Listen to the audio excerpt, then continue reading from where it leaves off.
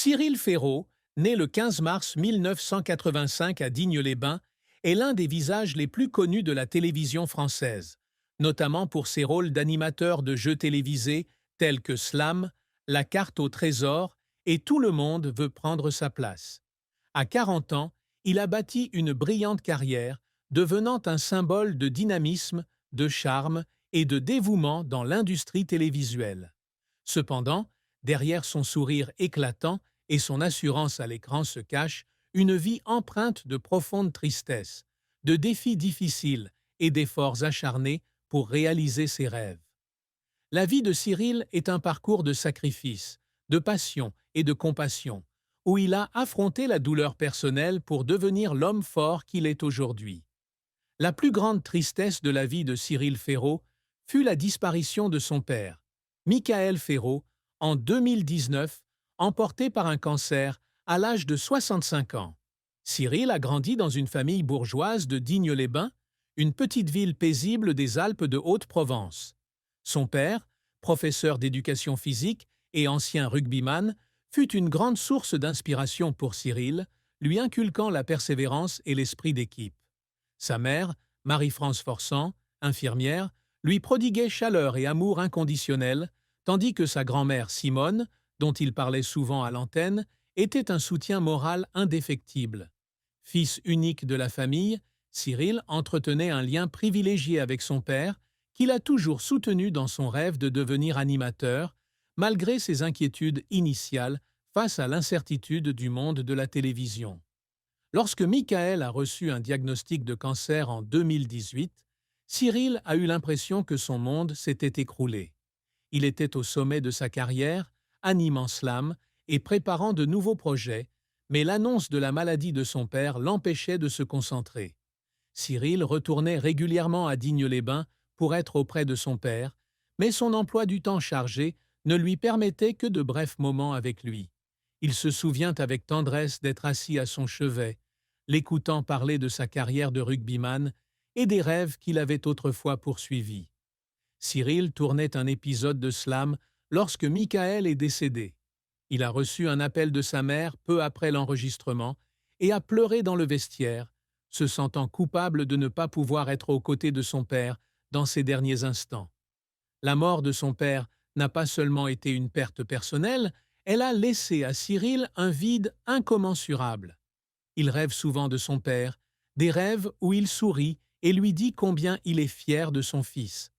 Cyril a confié avoir l'impression d'avoir perdu une partie de son cœur, une tristesse aggravée par la conscience que son père ne connaîtra jamais ses nouveaux succès, comme l'animation de Tout le monde veut prendre sa place ou le moment où il est devenu père.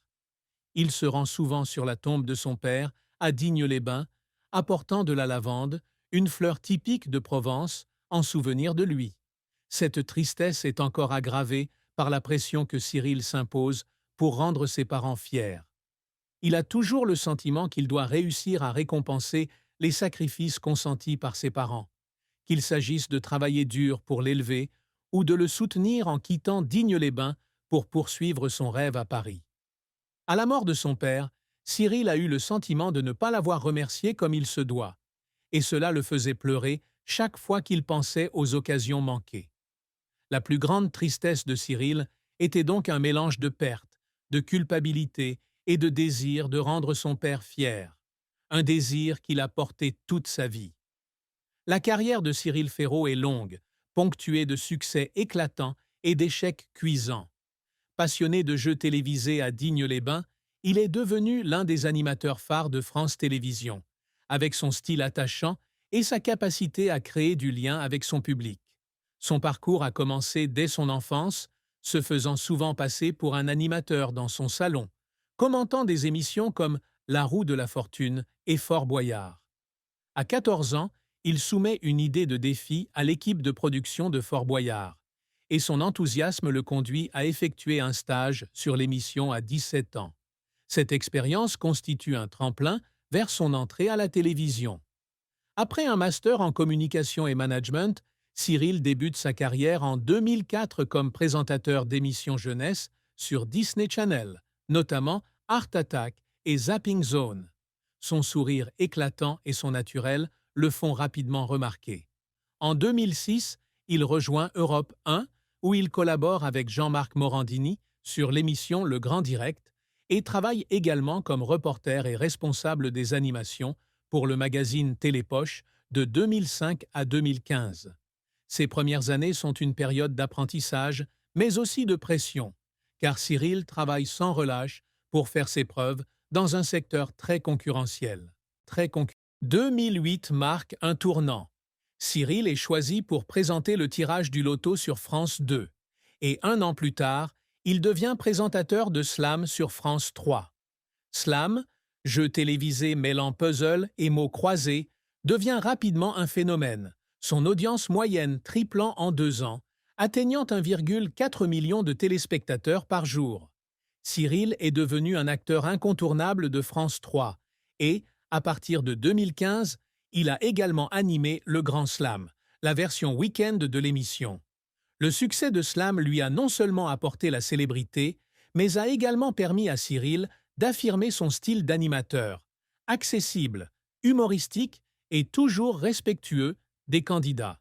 Cyril a continué à développer sa carrière avec des émissions comme La Carte au Trésor, une émission d'aventure à la découverte des terres françaises, qu'il a relancée en 2018 et qui attire 2,5 millions de téléspectateurs par épisode. Il a également animé des émissions en prime time comme Le Quiz des champions, 100% logique et The Floor sur France 2, ainsi que des événements en direct comme le Festival international du cirque de Monte-Carlo et Musique en fête. En 2024, il a repris le rôle de présentateur de Tout le monde veut prendre sa place, remplaçant Jarry, une étape importante dans sa carrière. Par ailleurs, il a fondé la société de production Cyril Prod, faisant preuve de vision stratégique et de créativité dans le secteur de la télévision. Cependant, la carrière de Cyril n'a pas toujours été de tout repos. L'un de ses plus grands échecs a été celui de Personne n'y avait pensé, un jeu télévisé culturel qu'il a animé de 2011 à 2021, qui n'a pas rencontré le succès escompté à certains moments. Si l'émission bénéficie d'une audience stable, elle ne peut rivaliser avec Slam en termes de popularité, et Cyril a été déçu par le faible nombre de téléspectateurs de certains épisodes. Autre revers, il a dû abandonner son rôle de commentateur pour le concours Eurovision de la chanson après 2014, en raison de conflits d'horaires avec d'autres projets. Cyril, commentateur de la musique française en 2011 et commentateur de 2012 à 2014, adorait l'Eurovision, et quitter l'émission était un regret pour lui. Les difficultés qui font pleurer Cyril sont souvent liées à la pression de préserver son image et son engagement auprès du public.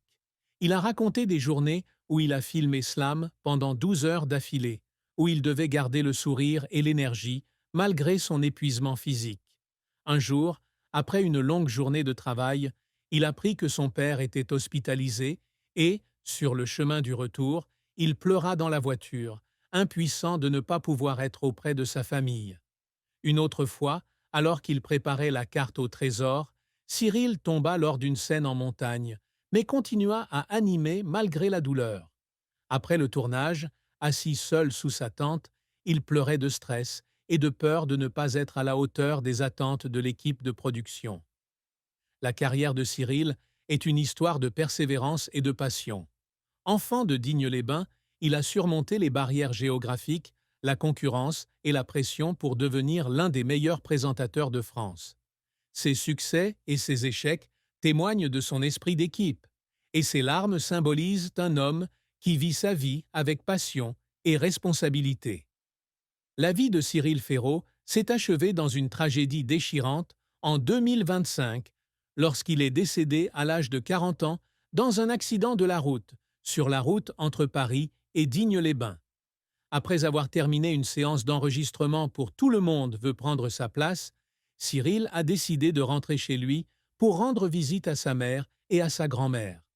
Par une nuit pluvieuse, sa voiture a perdu le contrôle sur l'autoroute A6 et a percuté un camion. Cyril est décédé sur place, laissant un vide incommensurable à la télévision française et dans le cœur de ceux qui l'aimaient. La nouvelle de la mort de Cyril s'est rapidement répandue, bouleversant la France entière. Des millions de téléspectateurs ont exprimé leurs condoléances sur les réseaux sociaux, partageant le souvenir de son sourire radieux et de sa chaleur à l'écran. Des collègues comme Sophie Davant, Natacha Saint-Pierre et Jarry ont publié des hommages, qualifiant Cyril d'ami dévoué et de talent rare. France Télévisions a organisé une émission spéciale en sa mémoire, rediffusant des moments marquants de slam, de la carte au trésor et des événements en direct qui l'animaient. La mort de Cyril fut non seulement une perte personnelle, mais aussi un rappel de la fragilité de la vie. Il s'est éteint au sommet de sa carrière, tout juste père, avec de nombreux rêves encore inassouvis. Sa triste fin est l'histoire d'un homme qui a vécu pleinement sa vie, mais qui n'a pu échapper à un destin cruel. La vie amoureuse de Cyril Ferraud fut un voyage émotionnel, jalonné de moments de bonheur et de profonde tristesse. Il a toujours gardé sa vie privée pour lui, ne parlant que rarement